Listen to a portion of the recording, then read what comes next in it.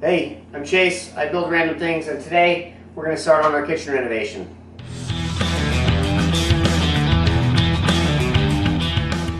So the kitchen is just a bit dated. It came with the house. It's 14 years old now. It was built in 2006. Appliances came with it. Let's go ahead and start removing all the appliances, and we'll start with the microwave and simply just unplug it. And then there's a few screws you have to remove at the top. And as you're removing them, you have to make sure that you have somebody holding onto it, otherwise it will fall out. So we just grab onto it. There's a ledge in the back. You have to pull it down and then lift it off of the back track.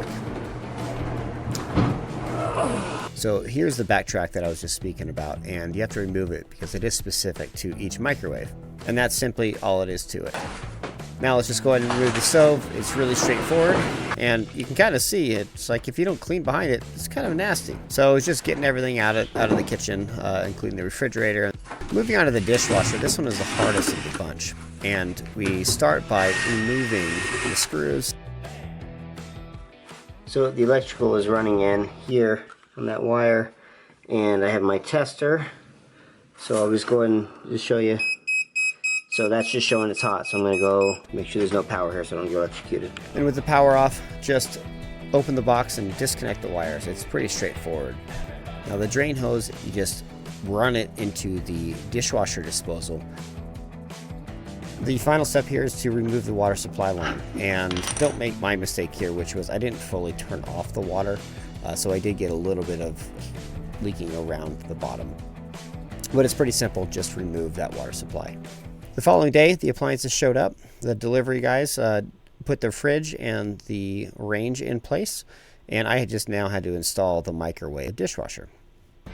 So I remove it from the box, we install the track, find our studs, and we're provided a template to know where we need to put this track. Screwed it into the studs, and that should hold it.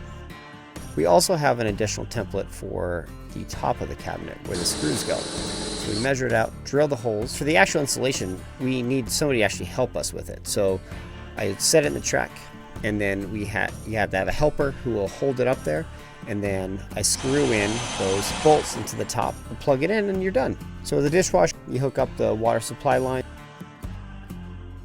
and then hook up the fittings and make sure everything's nice and snug.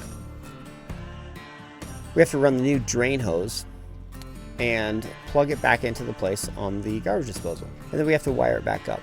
And this can be a bit challenged just because it's a tight space, but you got to get the wires in there, white to white, black to black, and hook the ground up. And then make sure there's no exposed wires. Last step is to just screw it in. If you have granite countertops, you might need to screw it into the sides. I'll show you that on a further video. And there you have it. I got brand new appliances in my kitchen. Thanks for building with me today. See you next time.